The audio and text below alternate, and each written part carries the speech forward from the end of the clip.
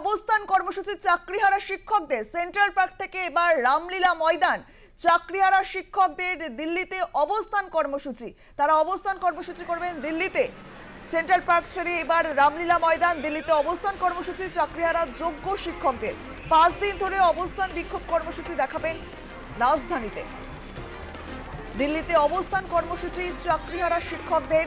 চাকরিতে পুনর্বহালের দাবিতে দিল্লিতে অবস্থান কর্মসূচি। সেন্ট্রাল পার্ক ছেড়ে এবার রামলীলা ময়দান। 5 দিন ধরে অবস্থান বিক্ষোভ কর্মসূচি দেখাবেন রাজধানীতে চাকরিহারা যোগ্য শিক্ষকরা। চাকরিতে পুনর্বহালের দাবিতে দিল্লিতে অবস্থান কর্মসূচি। সেন্ট্রাল পার্ক ছেড়ে এবার রামলীলা ময়দান, দিল্লিতে অবস্থান কর্মসূচি চাকরিহারা শিক্ষকদের। 5 দিন ধরে অবস্থান বিক্ষোভ কর্মসূচি দেখাবেন দিল্লিতে।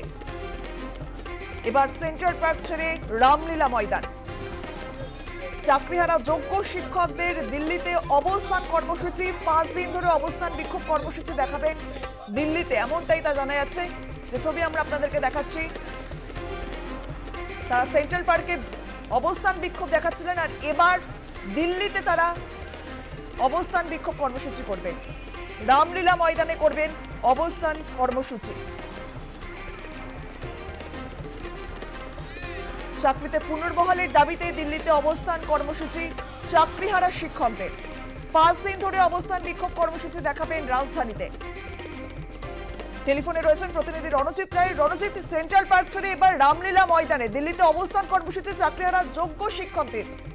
রণজিৎ, এবার দিল্লি গেলেন যোগ্য গ্রুপ সি, গ্রুপ ডি এবং চাকরিহারা আধিকারিকরা মঞ্চ।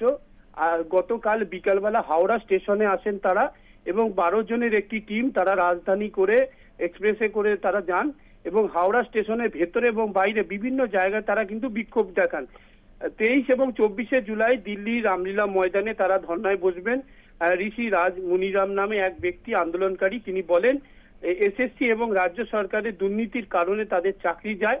তবে সুপ্রিম কোর্টের দৃষ্টি আকর্ষণের জন্য পাশাপাশি কেন্দ্রীয় শিক্ষামন্ত্রী, রাষ্ট্রপতি এবং প্রধানমন্ত্রী দৃষ্টি আকর্ষণের তারা চেষ্টা চালাচ্ছেন যাতে তারা ন্যায্য চাকরি ফেরত পায়। এবং এরই পাশাপাশি 22 লক্ষ এবং এমআরপি সিট এসএসসি অফিসিয়াল ওয়েবসাইটে আপলোডের দাবি তারা জানান। এবং সব মিলিয়ে গতকাল তারা বিক্ষোভ দেখান এবং আজকে তারা দিল্লিতে পৌঁছাচ্ছেন এবং ইতিমধ্যে তারা কিন্তু রামলীলা ময়দানে তারা ধর্নায় বসবে। এবং পাশাপাশি রাজ্য থেকে প্রসূন ব্যানার্জি বন্দ্যোপাধ্যায় তিনি কিন্তু দিল্লিতে যাচ্ছেন বর্ষাকালীন অধিবেশনের জন্য। এবং সেখানে তিনি বলেন মুখ্যমন্ত্রী মমতা বন্দ্যোপাধ্যায় অনেকটাই চেষ্টা করেছেন চাকরিহারাদের জন্য, কিন্তু তারা এখন দিল্লি যেতে চাইছে, তারা যাক। তবে মুখ্যমন্ত্রী মমতা বন্দ্যোপাধ্যায় তার প্রচুর চেষ্টা করেছেন যাদের চাকরিহারারা তার চাকরি ফিরে পায়, কিন্তু কোর্টে সেটা ব্যাহত হয়েছে এবং সেই কারণে তারা কিন্তু এখন দিল্লিতে দৃষ্টি আকর্ষণ করতে যাচ্ছে এবং সেক্ষেত্রে দেখা যাক সেখান থেকে তারা কি ফল পায়।